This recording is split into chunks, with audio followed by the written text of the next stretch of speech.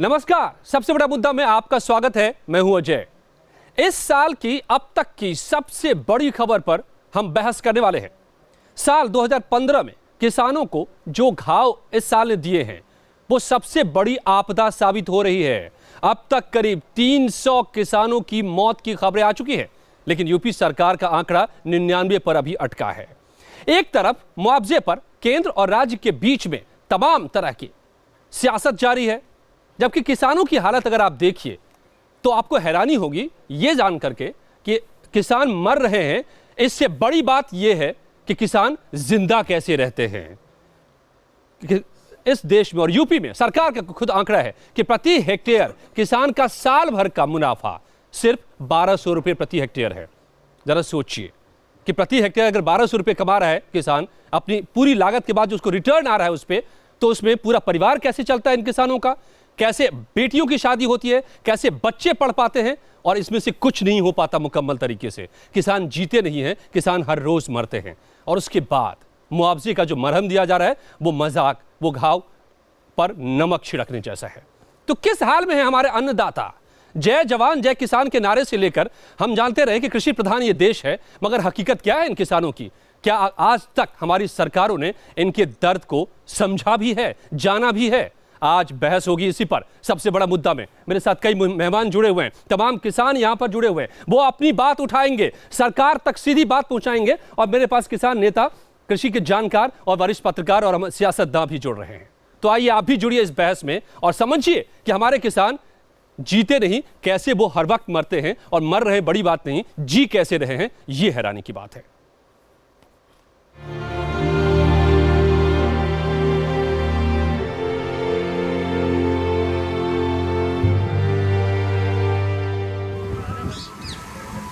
बेमौसम बारिश से फसलें बर्बाद हो गई, किसान तबाह हो गए। किसी ने जान दी तो सदमे से किसी की जान चली गई। किसानों की तबाही का सवाल देश का मुद्दा बन गया है, लेकिन यूपी की अखिलेश यादव सरकार किसानों की मौत के नाम पर मजाक कर रही है। उत्तर प्रदेश में फसल बर्बादी के मुआवजे के नाम पर 60 रुपए से लेकर 700 रुपए तक के चेक बांटे जा रहे हैं। मेरा 18 बीघा खेत है सर, और लोग का तो सर कोई 40 कोई 50 सर आया, और मेरा तो वो भी नहीं आया, एक भी नहीं आया। पूरी फसल एकदम बेकार हो गई सर मेरे भाई छोटे छोटे हैं सर, और 18 बीघा खेत में एकदम खत्म हो गई फसल, एक भी पैसा नहीं आया सर। इतना किसान भीख देता है, भीख के बराबर भी सरकार ने किसानों को, भिखारी से भी बेहतर किसानों को समझाया, जबकि किसान सबका पेट भरता है और सबको वेतन और भोजन दोनों देता है। किसानों की स्थिति बहुत दयनीय है। इतनी गड़बड़ स्थिति है कि उनके बच्चे भुखमरी के कगार पे हैं। जो 75 रुपए मिला उनको चाय भी नहीं हो सकता, एक दिन की सब्जी भी नहीं हो सकती है। अब जरा देखिए बरेली की ये तस्वीरें। बर्बाद हुई फसलों की आफत झेल रहे एक किसान ने खुद को आग लगा ली। इसी बरेली में अब तक 42 किसानों की मौत हो चुकी है। अब ये किसान भी अस्पताल में मौत से जंग लड़ रहा है। इन्हें गुलाब आग लगाया, किस हिसाब से क्या निकलेगा? अच्छा, यहाँ पर कर्जा भी है, ट्रैक्टर का लोन है 3 लाख रुपए, वो 3 लाख की केसीसी है। तो इन्हें गुलाब आग लगाएगा, कुछ नहीं बच रहा, अब जमीन बिक जाएगी। फिर इन्हें टेंशन में आकर आगे लगा दी।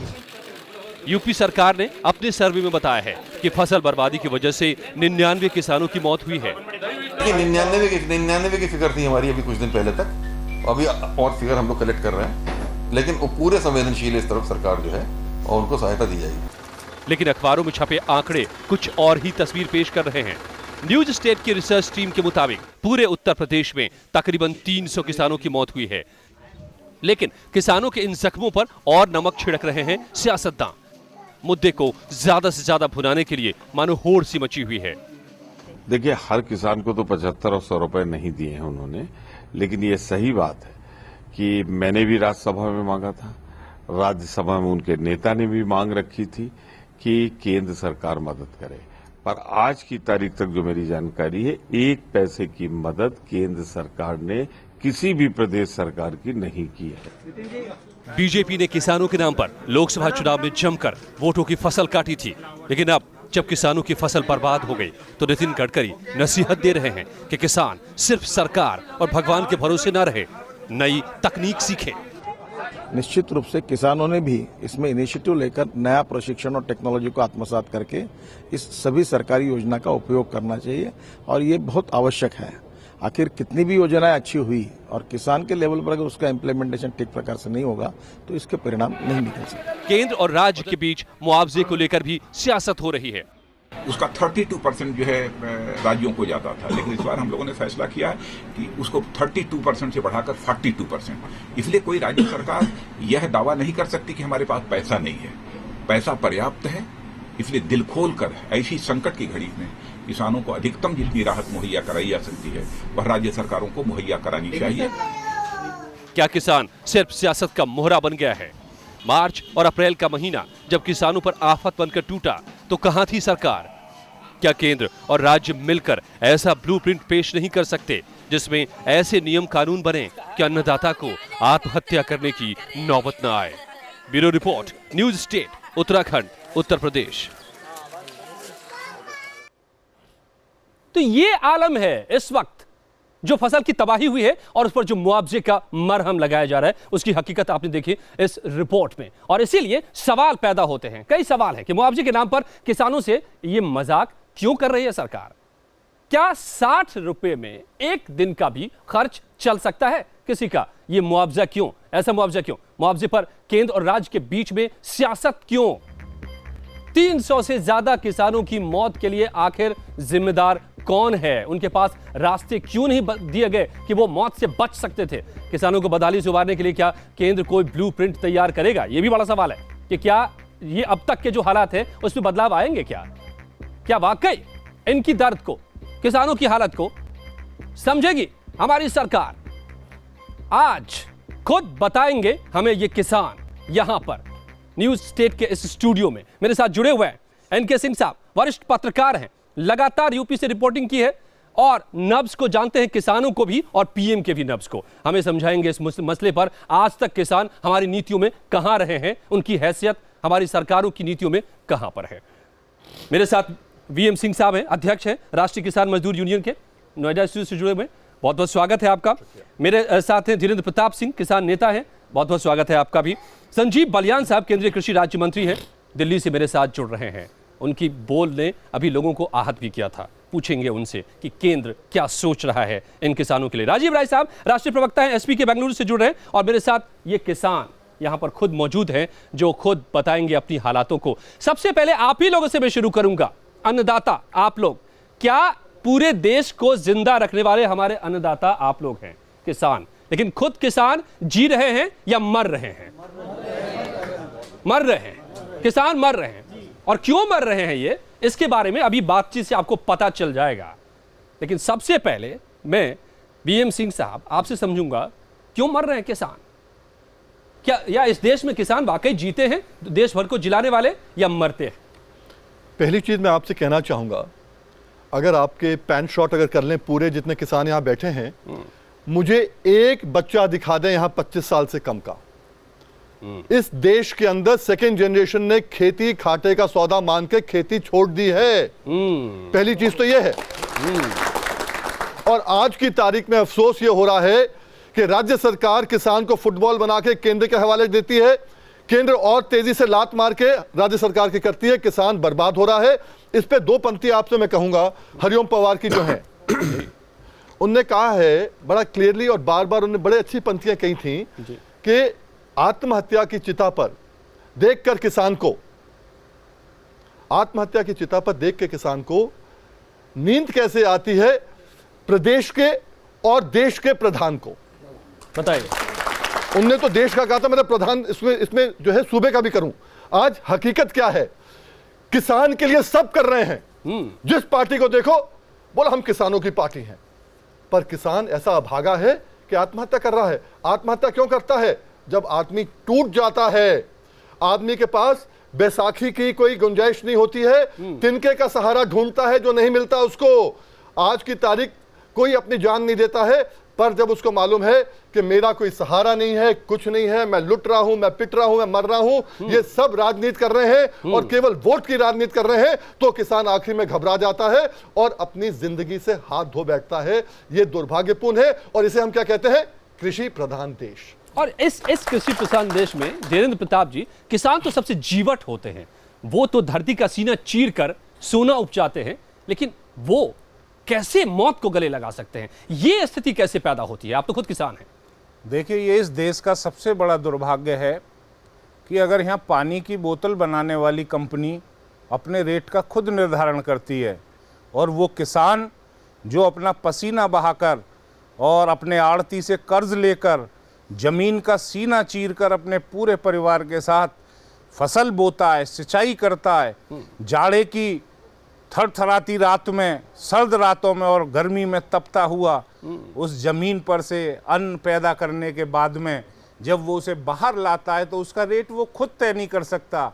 ये कितना बड़ा दुर्भाग्य है इस देश के किसान के साथ। आज आलू का रेट आप देख लें, खेत पर कोई खरीदने को तैयार नहीं है, 1 रुपये किलो में भी खरीदने को तैयार नहीं है। बाजार में वही आलू 10 और 20 रुपये के भाव बिकता है। तो जो मुनाफा किसान की जेब में जाना चाहिए उसे बिचौलिए खा जाते हैं। आज तक सरकारें ये पॉलिसी नहीं बना पाई कि किसान भी अपने उत्पादन का मूल्य खुद तय कर सके। तो मैं समझता हूँ इससे ज़्यादा हक तलफी इस स्वतंत्र देश में और इस देश के किसानों के लिए, जो कि इस देश की सीमाओं की भी रक्षा करते आए उनके बेटे, और इस देश में अन्नदाता के रूप में इस देश का पेट भी भरते आए, आज वो भूखमरी के कगार पर हैं। एक किसान 1500 रुपये महीने नहीं कमा सकता, वो कैसे अपने भरे पूरे परिवार का पेट पालेगा? वो इसी आशा में जीता है कि मेरी 2 जवान लड़कियां हैं, उनकी शादी मैं कैसे करूंगा। वो इसी आशा में मर जाता है कि मेरे 2 जवान लड़के, उन्हें मैं कैसे शिक्षा दिलाऊंगा। लानत है इस देश की सरकारों पर कि वो इस देश के किसानों को शिक्षा की सुविधा, उनके उत्पादन के मूल्य की सुरक्षा और उनके लिए कुछ नहीं कर पाई। इससे ज़्यादा मैं दुर्भाग्य नहीं मान सकता इस देश की व्यवस्था में, जहां किसान अपने खून पसीने से इस देश का निर्माण करने के लिए आगे रहते हैं और वहां उसी किसान के बेटे को और उसी किसान को सबसे पीछे औद्योगिक विकास के नाम पर रखा जाता है। औद्योगिक विकास हर आदमी के मुंह पर आज ये शब्द उसकी जबान पर हैं, लेकिन किसान के विकास के बारे में ना तो कोई सरकार के पास योजना है।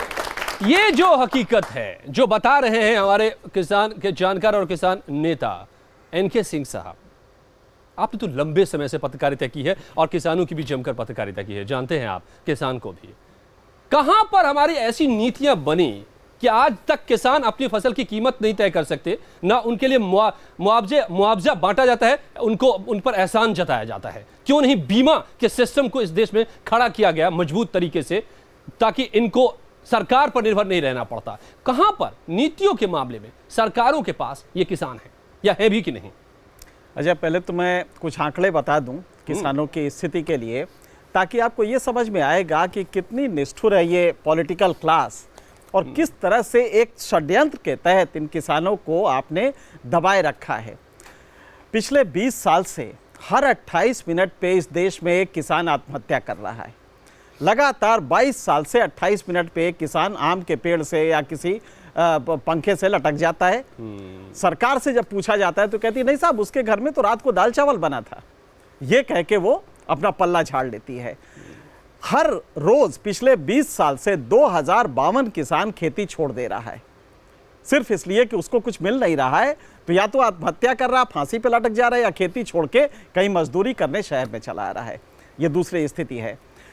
1 हेक्टेयर में गवर्नमेंट ऑफ इंडिया जो आपको दे रही है, बहुत शोर मचाने के बाद 9,000 रुपए तय किए थे, अब उसको 13,500 किया है। 1 हेक्टेयर में जो गेहूं की लागत आती है वो 34,400 रुपए है। आप देते हैं 9,000 या आप जाके 13,500 किया है। अगर हम स्टेट गवर्नमेंट का भी मान ले तो 27,000 हुआ।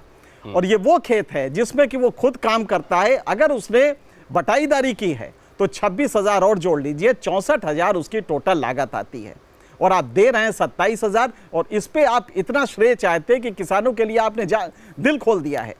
तो एक क्रिमिनल नेग्लेक्ट है, आपराधिक नेग्लेक्ट है जो कि किसानों के साथ किया जा रहा है।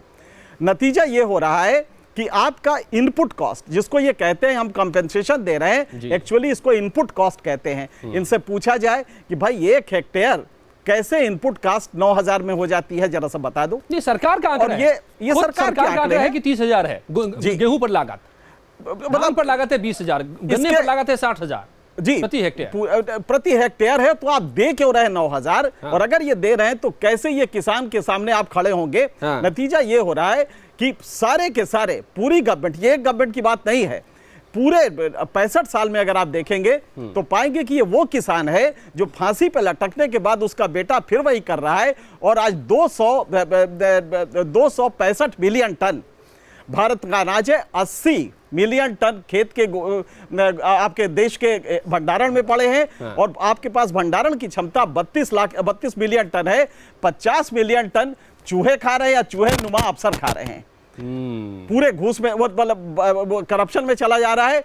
ये किसान पैदा करके पूरे समाज को दे देता है। 265 मिलियन, आज आपके गोदाम भरे पड़े हैं और गोदामों में आपके जगह नहीं। 32 मिलियन टन का आपके पास गोदाम है, एक्स्ट्रा 50 मिलियन टन सड़ रहा है, गल रहा है। किसान यानी मैं जो नीतियों के बारे में समझना चाह रहा था आपसे मैं और विस्तार से नीतियों पर पूछूंगा, लेकिन एक बात समझ में आ रही है कि नीतियों में कहीं भी किसान नहीं है, उनकी गणना ही नहीं। देखिए, एग्रीकल्चर नीति कहने को 3 बार बनाई गई। हकीकत यह है कि एक फार्मर इंश्योरेंस, क्रॉप इंश्योरेंस 20 साल से, मैं एग्रीकल्चर मिनिस्टर के साथ एक दिन रात में बैठा था, मैं बता रहा था कि इसको कैसे बनाइए, ये वो डिस्कस कर रहे थे, उनके ऑफिसर्स भी बैठे थे। आप ताज्जुब करेंगे कि 20 साल हो गया, आज भी आपने फसल बीमा योजना मुकम्मल लागू नहीं की है, ताकि किसान कम से कम आम के पेड़ से लटके नहीं, खेत लेटा हुआ देखता है और धीरे से जाके वो लटक जाता है और कलेक्टर कहता है कि नहीं साहब, वो तो बीमारी से मरे हैं। मैं आपके पास भी आऊंगा। मेरे साथ संजीव बालियान साहब, केंद्रीय कृषि राज्य मंत्री हैं, जुड़ गए हैं, और मेरे साथ जुड़ गए राजीव राय साहब, राष्ट्रीय प्रवक्ता हैं एसपी के। मैं बालियान साहब के पास आऊं, इससे पहले एक बार जरा इन बातों के आलोक में मैं राजीव राय जी से समझ लूं कि राजीव जी, जिस गेहूं की लागत 30,000 कम से कम है, आपकी सरकार के आंकड़े हैं, ये लागत है प्रति हेक्टेयर, उसको आप 70 रुपये मुआवजा दे रहे हैं, या 500 रुपये मुआवजा पकड़ा रहे हैं, या 200 रुपये मुआवजा पकड़ा रहे हैं, ये आप क्या कर रहे हैं? आप ही बता दीजिए, ये किसान सुन रहे हैं आपको पूरे सूबे के।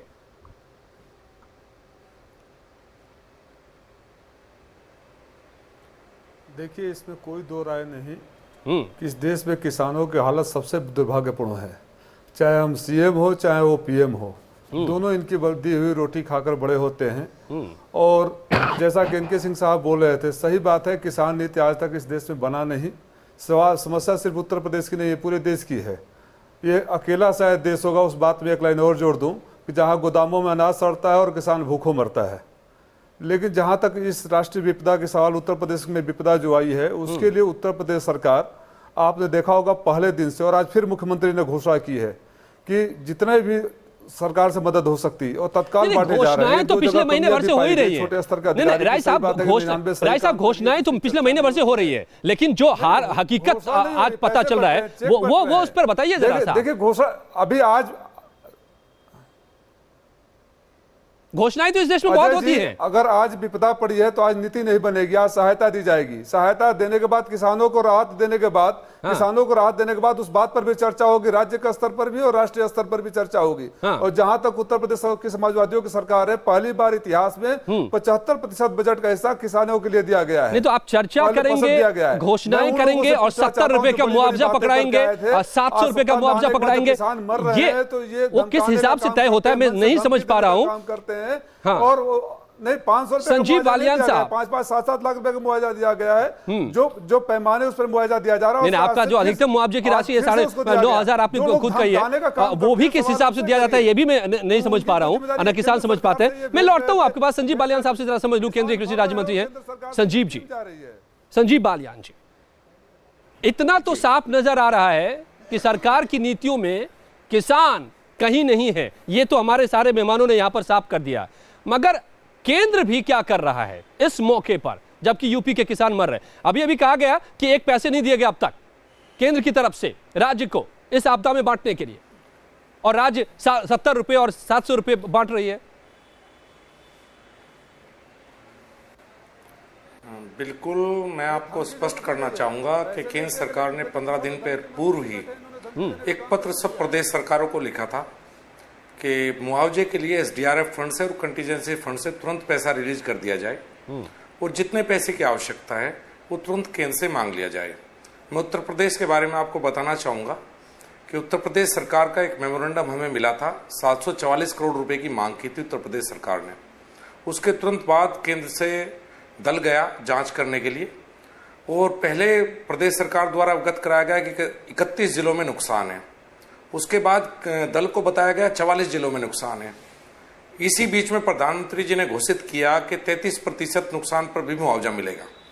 तो मुझे उम्मीद है कि 44 जिलों के नुकसान 44 जिलों से बढ़कर और ज्यादा जिलों में होगा। आज ही उत्तर प्रदेश सरकार का एक पत्र प्राप्त हुआ है जिसमें उन्हें 625 करोड़ रुपए SDRF फंड में मांग की है। आज मिला है वो पत्र में, और मैं आपको विश्वास दिलाता हूं कि 3 दिन के अंदर उत्तर प्रदेश सरकार को पैसा पहुंच जाएगा। जब तक प्रदेश सरकार मांग नहीं करेगी, केंद्र सरकार कहां से मदद कर सकती है, आप बताइए। आज पत्र मिला, 3 दिन के अंदर उत्तर प्रदेश सरकार को पैसा पहुंच जाएगा। लेकिन जो उत्तर प्रदेश सरकार 70 रुपए, 500 रुपए, 200 रुपए और 700 रुपए का मुआवजा बांट रही है, क्या केंद्र भी उसी तर्ज पर मुआवजा बांटेगा या देगा? देखिए, मुआवजा बांटना का काम प्रदेश सरकार का है, न कि केंद्र सरकार का। सर्वे करना, सर्वे करके सब रिपोर्ट देना, केंद्र को रिपोर्ट देना। केंद्र प्रदेश को पैसा दे सकता है, किसान को डायरेक्ट पैसा नहीं दे सकता है। हमारी संवैधानिक व्यवस्था है। ठीक है। किसान आज इस संकट के दौर में है, उसमें केंद्र और प्रदेश को मिलकर लड़ाई लड़नी होगी। ना प्रदेश अकेला लड़ सकता, ना केंद्र। हमारे पास ऐसा कोई ढांचा नहीं है कि हम डायरेक्ट किसान को मुआवजा दे पाए। लेकिन ये बिल्कुल नीतियां तो आज हुआ है, तय दुर्भाग्यपूर्ण है जी। जो मुआवजे की नीतियां हैं वो केंद्र सरकार ही तय करती है, और उसी नीति के हिसाब से जो लागत है आज के दिन, उसके मुकाबले 10% भी मुआवजा नहीं मिल पाता ऐसे आपदा के वक्त में। देखिए, मैं आपकी बात से सहमत हूं। मैं ये नहीं कहता कि जो केंद्र ने मुआवजा घोषित अब किया है 13,500 रुपए हेक्टेयर और 18,000 रुपए हेक्टेयर, वो पर्याप्त है या बहुत ज्यादा है। लेकिन आप ये बात देखिए कि मुआवजा एक साथ 1.5 गुना बढ़ाया गया है अभी, और 50% फसल के नुकसान पर जो मुआवजा था उसे घटाकर 33% अभी किया गया, एक हफ्ता पहले। एक साथ 1.5 गुना बढ़ाया भी गया है। और इसके साथ मैं उम्मीद करता हूं कि इतना ही प्रदेश सरकार अपने पास से लगाएंगी, और जिससे किसान की मदद हो सके। इसके साथ साथ मैंने निवेदन किया है मुख्यमंत्री महोदय से कि रिस्ट्रक्चरिंग ऑफ लोन्स की जाए। इस साल किसान को कोई भी लोन ना देना पड़े, 1 साल का ब्याज माफ किया जाए, किसान की जो बिजली के बिल हैं 12 के वो माफ किए जाएं। इस तरह से हम किसान को सब चीजों में मदद दे सकें, जिससे किसान की हो रही आत्महत्या को रोका जा सके। तो ये सब कौन, इसका जो भार है वो कौन उठाएगा, राज्य या केंद्र? जो आप बता रहे हैं कि किसानों को लोन न चुकाना पड़े, इस बार बिजली बिल माफ हो जाए। देखिए, सभी प्रदेश सरकारों को ये एडवाइस जारी की गई है कि रिस्ट्रक्चरिंग ऑफ लोन्स किया जाए। और कुछ राज्य सरकारों ने, जैसे कि हरियाणा, वो पहले से 1 साल का ब्याज माफ कर चुके हैं और बिजली के बिल माफ कर चुके हैं, रिस्ट्रक्चरिंग ऑफ लोन के आदेश कर चुके हैं। उत्तराखंड सरकार ने भी ये किया है, मध्य प्रदेश सरकार ने भी किया है, और मुझे पूरी उम्मीद है किसानों को मदद पहुंचाने के लिए उत्तर प्रदेश सरकार भी ये करेगी। काम प्रदेश सरकार करेगी, पैसा केंद्र सरकार से मांगेगी। जैसे मैंने आपको बताया कि आज ही उत्तर प्रदेश सरकार का पत्र प्राप्त हुआ है, 3 दिन के अंदर पैसा पहुंच जाएगा। जैसे ही सर्वे रिपोर्ट प्रदेश सरकार केंद्र को देगी, बाकी पैसा भी NDRF फंड से तुरंत दिया जाएगा। इसमें कहीं भी विलंब नहीं किया जाएगा। नहीं, तो ये जो आप आगे आने वाले दिनों के लिए कह रहे हैं, किसान के लिए बड़ी खबर है। मैं साफ करना इसलिए चाहता हूं, इसके बाद किसान आपकी बात पर ताली भी बजाएंगे अगर उनको भरोसा हो गया कि आप कह रहे हैं कि उनको लोन इस साल नहीं चुकाना होगा, इस साल सूद माफ हो जाएगा, इस साल उनको बिजली की का जो पैसा है वो नहीं चुकाना पड़ेगा सिंचाई के लिए। ये हो जाएगा, आप तय करवाएंगे। चाहे प्रदेश सरकारें ये कर चुकी हैं जी, और यूपी में हो रहा है ये। कई प्रदेश सरकारें डिक्लेयर कर चुकी हैं, उत्तर प्रदेश प्रदेश सरकार ये डिक्लेयर कर चुकी हैं, और मुझे पूरी उम्मीद है कि उत्तर प्रदेश सरकार भी ये करेगी। मैं निवेदन ही कर सकता हूं उत्तर प्रदेश सरकार से। और अगर नहीं मानती उत्तर प्रदेश सरकार तो क्या होगा जी? अगर उत्तर प्रदेश सरकार नहीं करती है तो इसको चुनावी मुद्दा बना लेंगे, उसमें क्या है? पहली चीज आपको देखिए, ये संवैधानिक व्यवस्था है जी। इसमें केंद्र एडवाइस जारी कर सकता है, निवेदन कर सकता है, राज्य सरकारों को आदेशित नहीं कर सकता। आप समझिए इस बात को। चलिए, मैं आपके पास लौटूंगा इस मुद्दे पर, क्योंकि मैं एक बार किसानों के पास भी जाऊंगा और मेरे साथ और भी पीड़ित परिवार जुड़े हुए हैं झांसी से, वहां भी चलूंगा और उनसे समझूंगा कि ये जो बातें आप सुन रहे हैं राज्य और केंद्र सरकार से कि हम बड़ी बड़ी मदद पहुंचा रहे हैं, वो मदद कितनी पहुंची है। लेकिन जरा एक बार आप पूछिए तो कि ये जो बातें कही जा रही है मदद की इतनी बड़ी, हमारे पास तो खुद किसान हाथ कंगन को आशी किया। जसप्रीत, क्या कह रहे हैं किसान? जी बिल्कुल अजय, इनसे ही पूछते हैं। बहुत बड़ी बड़ी बातें भी कही गई हैं, कितने संतुष्ट ये लोग नजर आते हैं, इनसे पूछते हैं। आप बताइए। हम सब बिल्कुल संतुष्ट नहीं, क्योंकि हमारे किसान को कुछ भी नहीं मिल रहा है। इसी आत्महत्या के लिए तैयार है, जबकि एक बच्चों के लिए रोटी तक भी नहीं मिल रही। जी, तो कैसे आप लोग गुजर बसर कर रहे हैं? देखिए ये झूठा सारा कुछ झूठ है। मैं अभी पीछे पटवारी से मिला था अपने यहाँ से, उससे मैंने बात की, मैंने कि ऐसे से फसल नष्ट हो गई है, जबकि मैं 60 बीघे मैंने गेहूँ लगा रखा है और उसमें 40 बीघे बिल्कुल ख़त्म हो चुका है। तो उनके लफ्ज़ क्या थे, उन्होंने कहा क्या प्रधान जी क्या वो कर रहे हो, 100 रुपये बीघे मिलेगा, उससे फ़ायदा तो कुछ है नहीं, बेकार आप क्यों मुद्दा उठा रहे हो। तो ये तो सरकारों का बेमतलब का वो है, ढोकला है, बस खामा खा के कुछ नहीं मिल रहा। तो क्या आप लोग जो ये राज्य सरकार की तरफ से कहा जा रहा है और जैसे कि अभी मंत्री जी ने कहा कि 3 दिन के अंदर मुआवजा मिल जाएगा, कितना मुआवजा क्या आप लोगों को मिला है? कुछ चेक मिले हैं आप लोगों को? नहीं मिले। तो अजय, सबकी तरफ से एक ही आवाज आ रही है कि जो चेक भी बांटे गए हैं, भले ही वो चेक काफी कम है, 70 रुपए के चेक बांटे गए हैं, 500 रुपए के चेक बांटे गए हैं, किसी को नहीं मिला है वो चेक। मतलब क्या आप लोग एक बार हाथ उठा के कहें कि मुआवजा मिला या नहीं मिल रहा है? और जो मुआवजा बांट रही है सरकार 70 रुपए 700 रुपए का, वो क्या है आप लोगों के लिए? मजाक है? ये घाव पर मरहम है कि नमक है?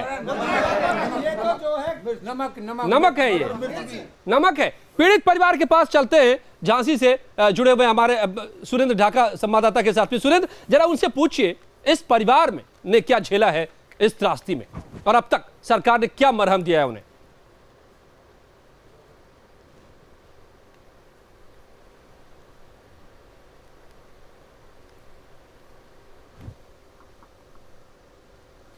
सुरेंद्र, क्या हम आपसे जुड़ पा रहे हैं? लगता है कि सुरेंद्र नहीं जुड़ पाए। अभिषेक, पश्चिमी उत्तर प्रदेश में तो शायद किसानों को कुछ मिला ही नहीं है, ज्यादातर जगहों पर पता चल रहा है, क्योंकि उनकी फसल जो है वो इतनी तबाह नहीं हुई है कि उनको मुआवजा दिया जाए, जो मैं एक रिपोर्ट पढ़ रहा था। क्या कह रहे हैं यहां पर आपके साथ मौजूद किसान? अजय, मैं बिल्कुल बता दूं, वरिष्ठ किसान नेता भी हैं मेरे साथ जो संघर्ष कर रहे हैं। मेरठ में मुआवजा नहीं मिल रहा। एक ब्रेकिंग खबर मैं आपको बता दूं, जो 100 और 200 रुपए के चेक बांटे जा रहे हैं, आज ही शासन से शासनादेश आया है। चूंकि शाम को मैं डीएम पंकज यादव के साथ था, उन्होंने बताया कि मेरठ और आसपास के जिलों में 1000 रुपए से कम का मुआवजा नहीं दिया जाएगा। शायद ऐसा इसलिए क्या है क्योंकि न्यूज स्टेट सुबह से ये खबर चला रहा है कि 70, 100 और 200 रुपए का मुआवजा। आप ये बताइए कि अब तक यहाँ तो मुआवजा नहीं मिला है, क्या यहाँ पश्चिमी उत्तर प्रदेश में नुकसान ही नहीं हुआ? पश्चिमी उत्तर प्रदेश में सबसे ज़्यादा नुकसान हुआ। अच्छी खेती थी, वो बारिश और ओले से वो सारी फसल बर्बाद हो गई। लेकिन यहाँ जो पहले सर्वे हुआ वो फर्जी सर्वे हुआ। लेखपालों ने घर बैठ के रिपोर्ट दे दी और किसानों को इस लायक नहीं माना कि उनकी फसलें बर्बाद हुई हैं। उनको मुआवजे के नाम पर और उनके मुआवजा बांटने के नाम पर अभी प्रशासन न गंभीर है और न शासन गंभीर है। मेरठ जनपद को श्रेणी में लिया ही नहीं है, और जबकि सबसे ज़्यादा किसान का नुकसान फसलों का मेरठ जनपद में हुआ। यहाँ का किसान आर्थिक तंगी में, कर्जे कारण वो परेशान है। गन्ने का भुगतान नहीं हुआ, उससे वो परेशान है। उसके बावजूद मुआवजा मिल रहा है, और किसान जो आत्महत्या कर रहे हैं उनकी आत्महत्या को दूसरी उसमें उनको डाइवर्ट किया दर्शा दिया जाए तो बहुत बड़ी बात है। देखिए, मौसम अभी भी मैं बता दूं अजय, ऊपर बादल पूरे छाए हैं, हल्की हल्की बूंदें मेरे पे पड़ रही हैं। जो अगैती फसल थी वो तो गेहूं की बर्बाद हो गई, पिछैती का नंबर है। बैसाखी आने वाली है, गेहूं की कटाई हो जाती है, और रात में अगर ओले पड़े तो ये एक और मार होगी। अब तक बंजर सूखा पड़ने के लिए मुआवजा था। संजीव बालियन का बगल का जिला है, मंत्री बैठे हैं वहाँ। मुजफ्फरनगर में भी कमोबेश ये स्थिति है। क्यों है ये स्थिति? आपको एक उम्र हो गई लड़ते हुए, बताइए किसान क्यों पीड़ित है अब तक?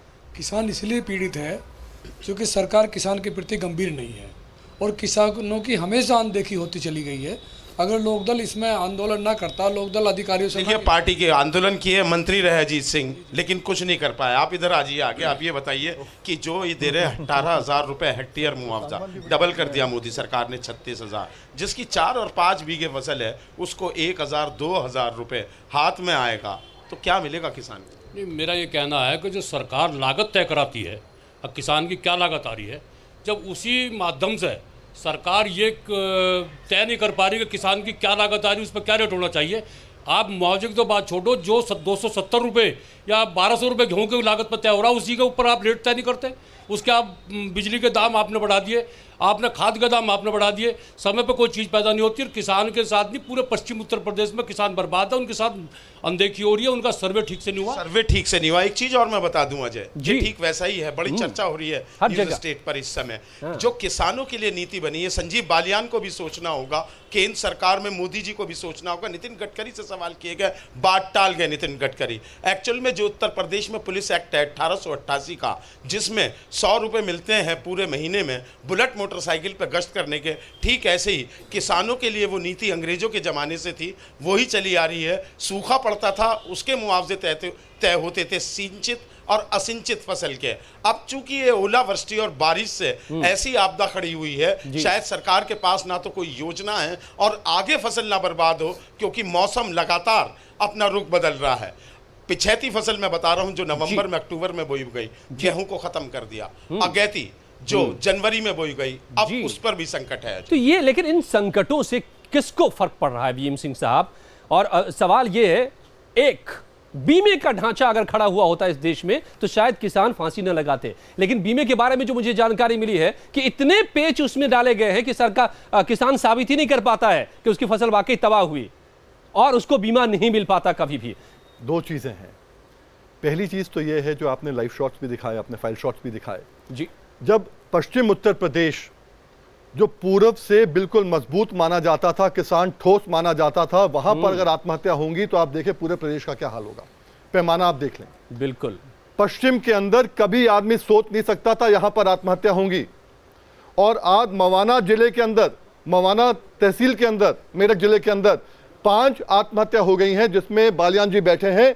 जिस दिन मैं गया था, बालियान जी भी वहां गए थे। हमारे सामने एक आदमी में सदमे में एक और दम तोड़ दिया। एक की हम लोग गए थे संस्कार के लिए, एक आदमी वहीं गिर गया। ये हालात हो गए, सदमा ये हो गया है जी। इस पे आदमी को देखना है कि पूरे देश का, प्रदेश का पैमाना क्या होगा। जहां तक सवाल उठता है इंश्योरेंस का, एक चीज मैं क्लियर कर दूं, जितने लोग बैठे हैं, जो किसान हैं पूरे देश के अंदर, वो क्रेडिट लेते हैं केसीसी से, किसान क्रेडिट कार्ड से जी, सोसाइटियों से लेते हैं, यहां से लेते हैं।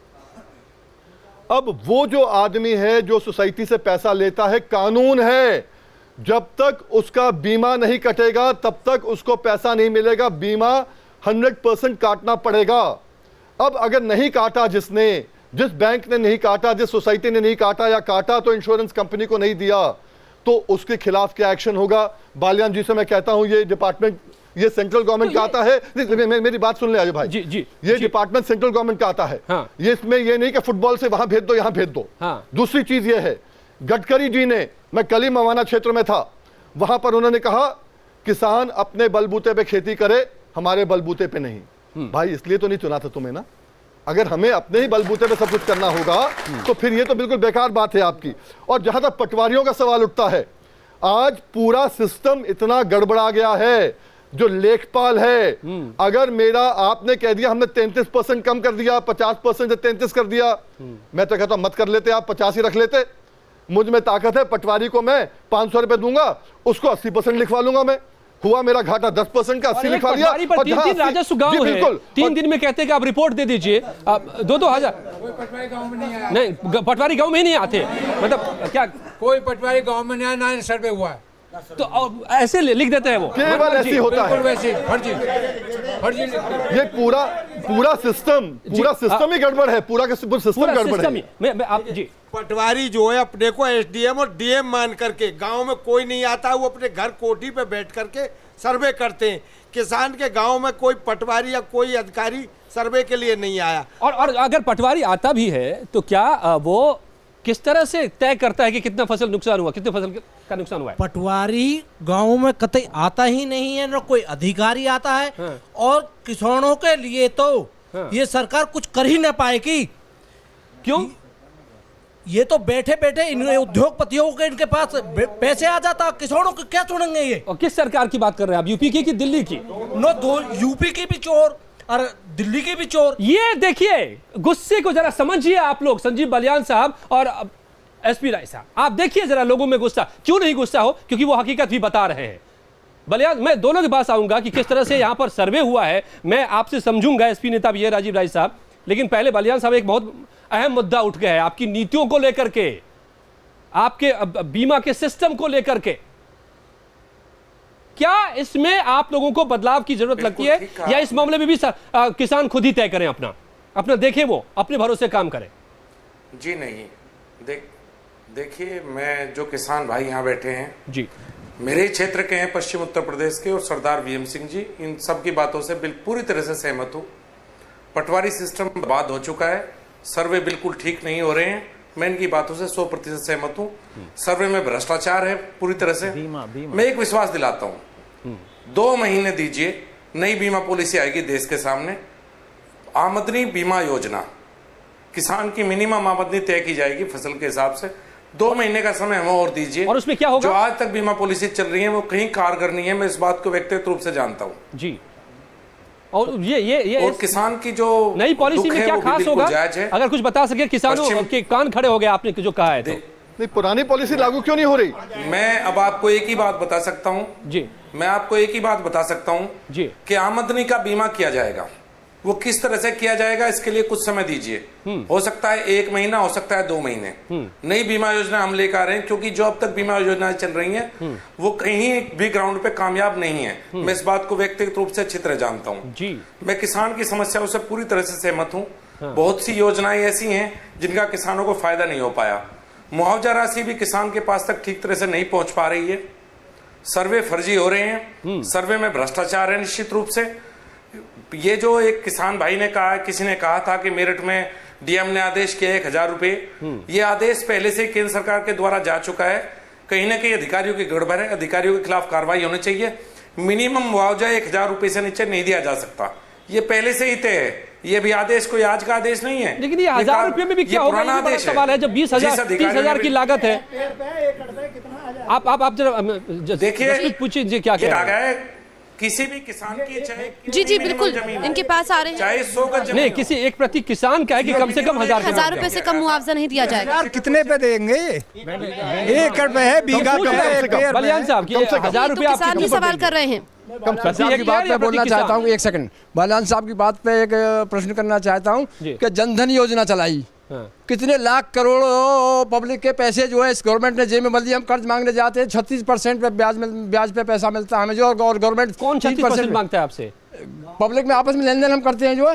और इन्होंने जो है 3% पे पब्लिक का पैसा कितने लाख करोड़ इकट्ठा कर लिया। गैस पे सब्सिडी खत्म, खाते खुलवा गैस सब्सिडी खत्म कर दी और दुनिया भर के बवाल फैला रहे हैं जो है। ये झूठ बोल रहे हैं खालस जो है।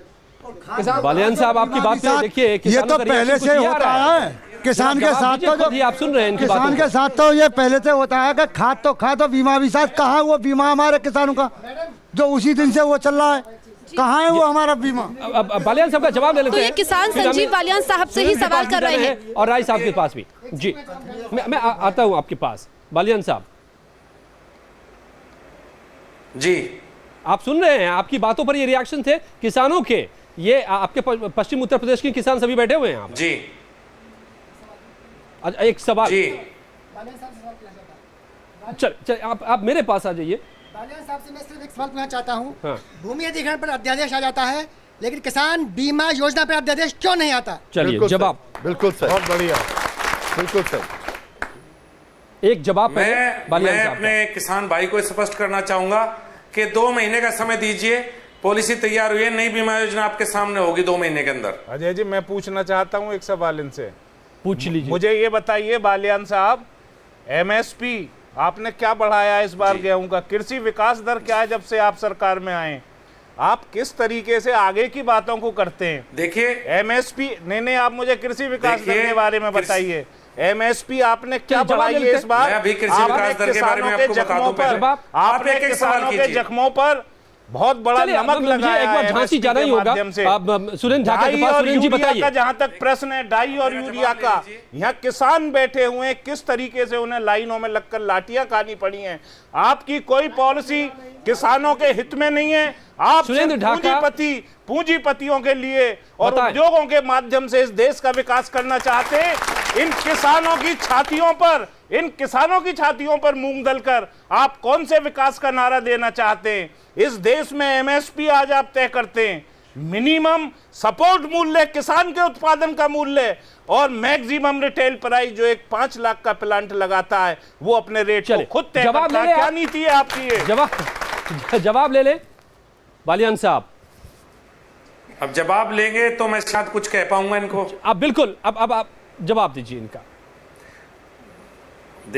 देखिए, इनने कृषि विकास दर की बात की, सरकार आते ही सूखा पड़ा पूरे देश में, और इस वर्ष जैसे किसान को भयंकर मार खेती को पड़ी ऐसी कभी नहीं देखने को मिली। अब ये उस दशा में मेरे से कृषि विकास दर की बात करेंगे तो शायद मैं इस पर कोई जवाब न दे पाऊं। सूखा और बेमौसम बरसात, ओलावृष्टि, फिर भी कृषि विकास दर की बात मैं कैसे करूं?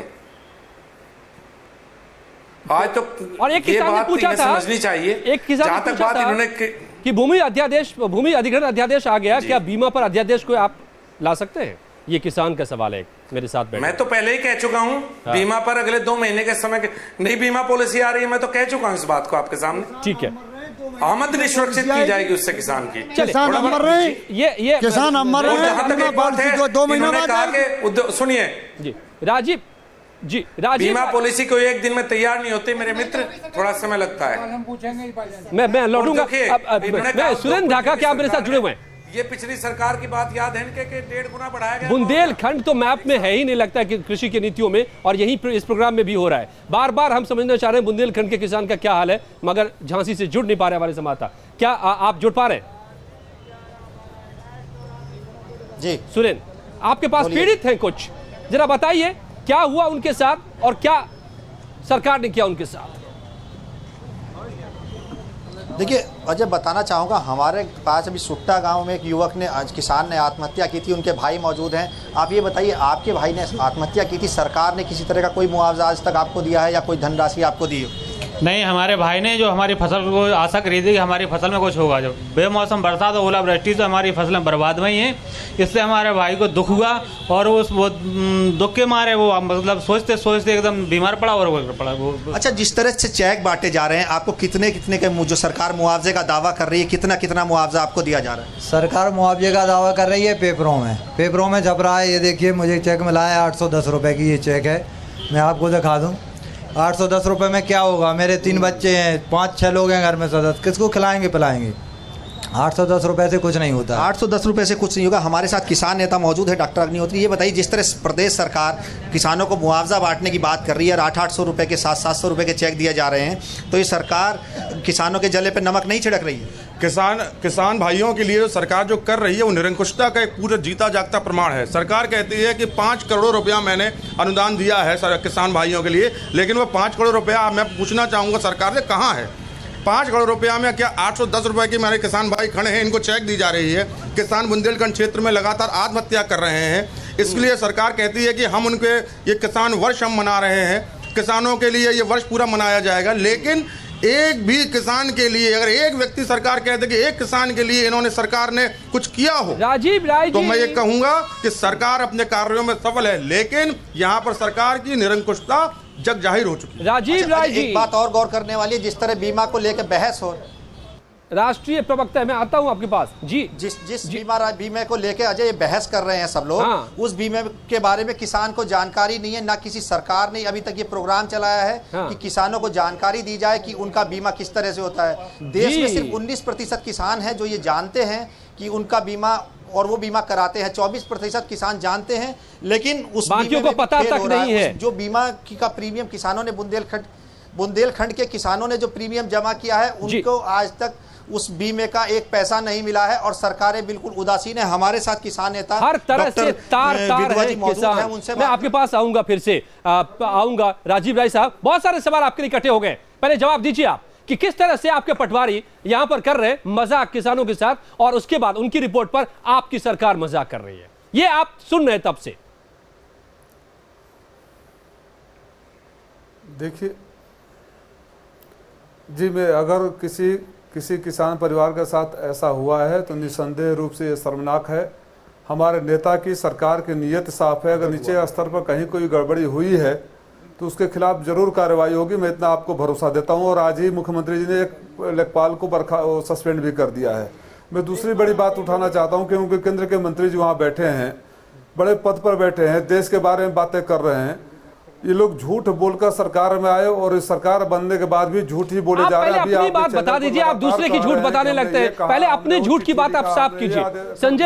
सर मैं बालियान जी से क्या जवाब लूंगा, आप अपनी झूठ की बात तो बताइए। अजय जी मैं अपनी बात इसलिए कह रहा हूँ, अजय जी मेरी बात सुन लीजिए, अजय जी या तो मेरी बात सुन लीजिए जी, नहीं अजय जी या तो मेरी बात सुन लीजिए, तो मेरे सवाल का जवाब दीजिए। मैं तो बात कहना चाहता हूं, आप बीच में उसका अर्थ मत निकाल लीजिए। हम करने में मजबूत हो जाएंगे, अगर केंद्र सरकार से हमें सहायता मिल जाती तो और मजबूत हो जाएगी। राज्य सरकार की अपनी एक सीमा होती है, और अब तक 1085 करोड़ रुपया राज्य सरकार ने जिलों को निर्गत कर दिया है देने के लिए। बहुत जगह ज्यादा भी गए हैं, कहीं कम हुआ है, उस पर जांच होगी, कार्रवाई होगी, और मुख्यमंत्री ने आज ही बोला है कि जहां से भी शिकायत आएगी उनके खिलाफ सख्त से सख्त कार्रवाई होगी और मुआवजा फिर से दिया जाएगा। तो आपको तो हर पटवारी को बदलना पड़ेगा, फिर हर पटवारी पर कार्रवाई करनी पड़ेगी क्या? हर गांव का यही हाल है, मजबूत होकर और दरियाती की सहायता। हर एक पटवारी आपके कहीं भी नहीं जा रहे, आप उनको कहते हैं, आप 3 दिन में कहते हैं उनको 3 राजस्व गांव से हो आओ, रिपोर्ट दे दो, कहां से देंगे? रिकॉर्ड कर लीजिए। लेखपालों का खोट भी नहीं है। मुख्य सचिव आए थे गौतम बुद्ध नगर में और कह के गए थे कि 20% ये कर दें। क्या कह रहे हैं ये जो गवर्नमेंट में 20% लेखपालों की कोई गलती नहीं है, ये है मुख्य सचिव और वो आए थे, उन्होंने कहा था कि 20% ये लागू करें। ये बार बार करनी में अंतर है इन लोगों की बातों से ऐसा लग रहा है कि जो कुछ कसूर है वो नीतियों में है और वो केंद्र की नीति में है। यूपी सरकार तो जो कर सकती है वो कर रही है। नहीं अजय, इसमें फंडामेंटल फ्लॉ ये है कि अगर आप पटवारी से असेसमेंट कराएंगे तो वो एग्रीकल्चर का एक्सपर्ट नहीं होता है, उसके लिए एग्रीकल्चर डिपार्टमेंट है आपका, उनसे करवाएं। पटवारी तो जिंदगी भर आपका खसरा खतौनी देखता रहता है, उस पर करप्शन लेता है, पैसा इसका खेत उसके नाम कर दिया, वो एक करप्ट सिस्टम है। और वो चूंकि आपको सूट करता है क्योंकि कलेक्टर जैसे इशारा किया कि कम रखना, पैसा कम है जरा सा नीचे दबा देना, तो वो कर देगा। तो हकीकत ये है कि ये फॉल्टी सिस्टम है। लेखपाल या पटवारी की जगह आप एग्रीकल्चर डिपार्टमेंट से करवाते। फिर आपने एक विलेज को एक यूनिट माना है जबकि किसान यूनिट होना चाहिए, वहां पे आपने गलती की है। नतीजा ये होता है कि अगर एक किसान का 100% बर्बाद हुआ है और 5 किसान वहां पे हैं तो यहां से पटवारी लिख देता 20% नुकसान हुआ है और एक पैसा भी नहीं मिलता। तो दूसरी गलती ये है। तीसरी गलती जो सबसे बड़ी है, क्या वजह है कि 65 साल में ये घुटने पे आ जाते ये पॉलिटिकल क्लास। अगर ये किसान एक साथ होते, 62% है, 80 करोड़ किसान है इस देश में, ये रुला देते इन पॉलिटिशियंस को और घर में निकलने ना देते, बशर्ते कि ये एक होते। आज मुश्किल ये है कि ये पॉलिटिकल क्लास ने इनको जात में तमाम चीजों में बांट रखा है। जिस दिन ये एक हो जाएंगे, भीम सिंह साथ में खड़े होंगे या कोई नॉन पॉलिटिकल नेता खड़ा होगा या ये खुद खड़े हो जाएंगे। तो ये पॉलिटिकल क्लास आज बीमा की पॉलिसी 65 साल बाद आप बता रहे हैं कि बनने जा रहा है, 20 साल से बना रहा है। 20 साल से हम इन्वॉल्व हैं इस पॉलिसी में, हम अंदर से देख रहे हैं जर्नलिस्ट होके, और 20 साल से ये मुकम्मल आज नहीं हो पाया फसल बीमा योजना। नतीजा ये हो रहा है कि किसानों को आपने ये समझ रखा है कि जब चाहेंगे जाति में फलानी जाति के हो, जाट हो, गुर्जर हो। नहीं सरकार की बनाने की, या फिर अब सरकार चाहती ही नहीं कि किसान सुरक्षित हो, नहीं तो फिर उनके अगर वो सुरक्षित हो जाएंगे तो इनको डर लगेगा। हकीकत ये है कि किसी तरह चाहते हैं कि गरीब रहे, ये फांसी पे लटकता रहे, यही उसके लिए पॉलिटिकल क्लास के लिए अच्छा है। तो आज सबसे बड़ी समस्या ये है कि किसानों को एक होना पड़ेगा, एक हो जाएंगे तो ये सारा दर्द खत्म हो जाएगा। ये बड़ा सवाल हो गया है धीरेन्द्र प्रताप सिंह साहब। क्या किसान गरीब के गरीब बने रहे, इसी तरह फांसी पर लटकते रहे ताकि उन पर सियासत करते रहे हमारे नेता? क्या ये साजिश है और इसमें किसान नेता भी शामिल हो जाते हैं? देखिए, आपका जो कहना है और जो मेरे साथी ने अभी बताया वो बिल्कुल सत्य बात है। पॉलिटिकल क्लास यही चाहती है कि किस तरीके से इन किसानों को, जिस तरीके से अंग्रेज डिवाइड एंड रूल करते थे ना, वही पॉलिसी अंग्रेजों से मिलती जुलती इन लोगों की है। जिस तरीके से प्रदेश सरकार ने, किसान के नेता क्या करते हैं? देखिए, जिस तरीके से प्रदेश सरकार ने चुनाव में आने से पहले ये वादे किए थे कि 6 गुना हम मुआवजा देंगे, हम किसानों को बढ़िया बीमा योजना देंगे, हम उन्हें खाद सस्ता कराएंगे। ये प्रदेश की सरकार ने, राय साहब से पूछिए, इन्होंने 3-4 पेजों में किसानों को बेवकूफ बनाने के इतने बढ़िया बढ़िया शब्द लिखे थे। वही चीज 2 पेजों में 27 और 28 में मोदी जी ने अच्छे दिन का वादा करके, आपका कार्यक्रम है जख्म 2015, सबसे बड़ा जख्म तो मोदी जी ने इस देश में इस नए साल का 2015 का तोहफा अध्यादेश लाकर इस किसानों के भविष्य और अस्तित्व को बर्बाद करने का किया। लेकिन कोई इनसे पूछने वाला नहीं है। हाँ, अब हम जागरूक हैं और आज लोकतंत्र का चौथा स्तंभ किसान की बहस हो रही है टेलीविजन के माध्यम से। लोग इस देश के जानने लगे हैं कि किसान की आमदनी 1200 रुपया 20-30 बीघा वाले की वो कैसे अपने परिवार का जीवन यापन करता होगा। आज आप लोगों के माध्यम से इस देश में किसानों की चर्चा हो रही है और आने वाले समय में इस देश का किसान एकजुट होकर इन फिरकापरस्त और राजनीतिक सोच वाले लोगों को सबक सिखाने का काम करेंगे। जड़ में सियासत है, सियासत ने बंधक बना रखा है किसानों को, आज तक गुलाम बना रखा है, उनकी कीमत तय करने से लेकर के और उनकी हालातों को लेकर के। तो किसान के नेता क्यों नहीं जिम्मेदार, आप लोग क्यों नहीं जिम्मेदार, अगर यह हाल आप भी है तो?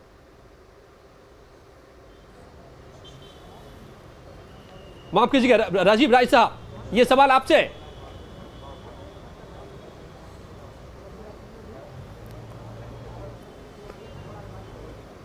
राजीव जी। हेलो जी। राजीव जी सुन पा रहे हैं आप? जी। असली ये आवाज जी, जितनी समस्याओं पर हम बात कर रहे हैं और किसानों की हालत पर, उसकी बुनियादी बात यह है कि सियासत ने किसानों को कहें तो एक तरीके से बंधक बना रखा है। आप लोगों ने बंधक बना रखा है।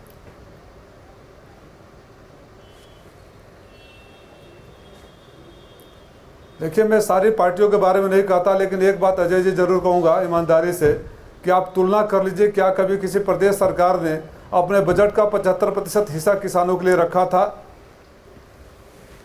क्या आपने जो कहा था 6 गुना मुआवजा देंगे, आपने दिया क्या? अभी ये सवाल बीमारी पुरानी है, इलाज करने में वक्त लगेगा। नहीं, कितना वक्त लगेगा? यही वक्त तो आज तक पूरा नहीं हो पाया इस देश में।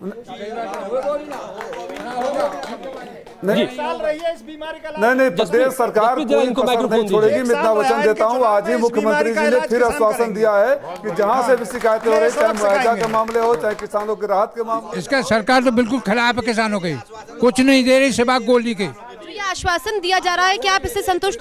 मुआवजा कोई संतुष्ट ना, इससे बिल्कुल कोई ये सब झूठे वादे हैं और कांग्रेस के टाइम में कभी ऐसा नहीं हुआ, आज तक भी नहीं हुआ। हमारे वो थे राहुल जी गांव में भी पहुंचे, कांग्रेस ही हमारे यहाँ भी पहुंचते थे, बहुत कुछ वो करते। बलन जी भी नहीं जुड़े हुए मेरे साथ अब। ये जो है पटवारी जी भी इनकी सह पर गांव में नहीं आते, लग्जरी गाड़ियों में और पिस्टल लगा के एसी रूम में प्राइवेट में रहते हैं, तहसील से थोड़ा हटके, और कोई साइन कराने चला जा 500 रुपए से कम नहीं लेते हैं लेखपाल जी। कमीशन लिया जाता है, आप बताइए। राय साहब से एक सवाल। राय साहब, क्या यहाँ पे गरीब और मजदूर नहीं रहते गौतम बुद्ध नगर में क्या? अच्छा चलिए आप आइए। अगर रहते हैं तो यहाँ का एपीएल गल्ला क्यों बंद कर दिया गया? जबकि 1200 टन अभी गल्ला आया था, जो कि डीएम ने वापस करा दिया और जबरदस्ती एसडीएमओ से साइन कराए गए। जी, ये सवाल जो है राय साहब से पूछा जा रहा है किसानों की तरफ से। ये सवाल राय साहब सुनिए, और आप क्या कहने आए हैं उठकर अपनी सीट से मेरे पास? मैं साहब ये कहना चाहता हूँ कि सरकार ने कोई पटवारी का एक्शन लिया है, सर्वे करने वाले का कोई एक्शन लिया कि अभी तक किसी किसान का सर्वे नहीं हुआ या पटवारी किसी के पास गया, किसी ने लिया कोई एक्शन? तो हमें ये, जब हमारा एक्शन नहीं लिया, हमारे सर्वे का कोई उन्होंने प्रमाण नहीं दिया, तो हम क्या कार्रवाई होगी? सख्त कार्रवाई होगी। या 4 महीना में या 2 महीना में हमें कुछ मुआवजा दे देगी। चलिए बैठिए। राजीव एक और सवाल है, जल्दी से। अब ये एक बताइए, इस सरकार ने 8 महीने के अंदर ये भूमि अधिग्रहण बिल ला दिया, ये क्या हमारे इस अधिग्रहण के बिल के जैसे कह रहे, मुआवजे के लिए कह रहे, इसको नहीं ला सकते? ये इनको 1 साल भी नहीं हुआ जो किसान नार में छोरा चला दिया इन्होंने। चलिए ये बालियान जी से सवाल आप कर रहे हैं, लेकिन राजीव भाई जी आपसे जो सवाल आए हैं सीधे जवाब दीजिए। बुनियादी सवाल लोग उठा रहे हैं कि जहां से मुआवजे की प्रक्रिया की शुरुआत होती है वो है पटवारी, और आपके पटवारी बेईमान है, ये सारे किसान कह रहे हैं। क्या ये बात सही है? तो कैसे मुआवजा इनको मिलेगा और उस पर क्यों नहीं कार्रवाई करते आप? देखिए, नहीं उसके लिए मैं आपके माध्यम से किसानों को आश्वस्त करना चाहता हूं कि मुख्यमंत्री जी का आदेश हुआ है कि डीएम और एसडीएम के माध्यम से जांच की जाएगी, एसडीएम स्तर के अधिकारी जांच करेंगे, और पटवारी जिसने गलत रिपोर्ट दिया उसके खिलाफ भी कार्रवाई होगी और किसानों को पूरा मुआवजा भी मिलेगा।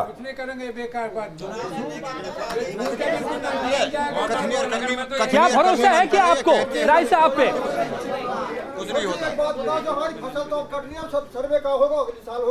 तो कब सर्वे होगा? आप बैठ जाओ, कब सर्वे होगा? अब आप अपनी जगह पर बैठ जाइए। एक आखिरी, बिल्कुल समय समाप्त है, जल्दी से। इसमें मिस्टर राय से जी, समाजवादी पार्टी से मैं बोलना चाहेंगे। हाँ, एक डिस्कशन पे इनके सिंह साहब थे, हम भी थे। आज सब किसानों की, करोड़ों किसानों की जरूरत क्या है? एक मुआवजा मिले, राहत मिले। दूसरा, अगली फसल लगाने के लिए ऋण मिले वो तब मिले जब केसीसी आपकी रिशेड्यूल होगी। चलिए नहीं, सुनिए जी, अगर रिशेड्यूल होगी, अगर नहीं, वहां पर गौरव भाटिया बोल गए थे आपके सामने हमसे कि हम 3 दिन में करा देंगे, इस बात को तो सवाल अभी भी खड़े हैं तमाम। वो जरूरी है, सबसे लोगों का भरोसा टूट चुका है और इसीलिए मौत को गले लगा रहे किसान, मगर सरकार पूरी तरह से नाकाम हो रही है। इसका खामियाजा आज किसान भुगत रहे हैं, कल सरकार को भी और पार्टियों को भी भुगतना पड़ेगा। ये भूल रहे क्या हमारे नेता? सिर्फ भरोसे और वादे की घूंटी से अब काम नहीं चलेगा, उनको कुछ करके दिखाना होगा। चाहे वो बात मुआवजे की नीति तय करने की हो, चाहे फसल बीमा की नीति तय करने की हो, या किसानों को नीति के पर में लाने की, शामिल करने की बात हो। यह समझ लेना होगा। इस बार जो त्रासदी हुई है, इससे खुलासा हो गया है कि किसान तो कहीं है ही नहीं हमारी इस व्यवस्था में, और इसीलिए किसान मर रहे हैं। इससे भी बड़ी बात है कि किसान जी कैसे रहे हैं। सुनिए सरकार, चाहे वो आप लखनऊ की सरकार हो या दिल्ली की सरकार हो। धन्यवाद आप सबका मेरे साथ जुड़ने के लिए। मेरे पास वक्त इतना ही था, बालियान साहब जा चुके हैं। आप सबका भी बहुत बहुत धन्यवाद, बहुत बहुत धन्यवाद। ये था आज का सबसे बड़ा मुद्दा। नमस्कार।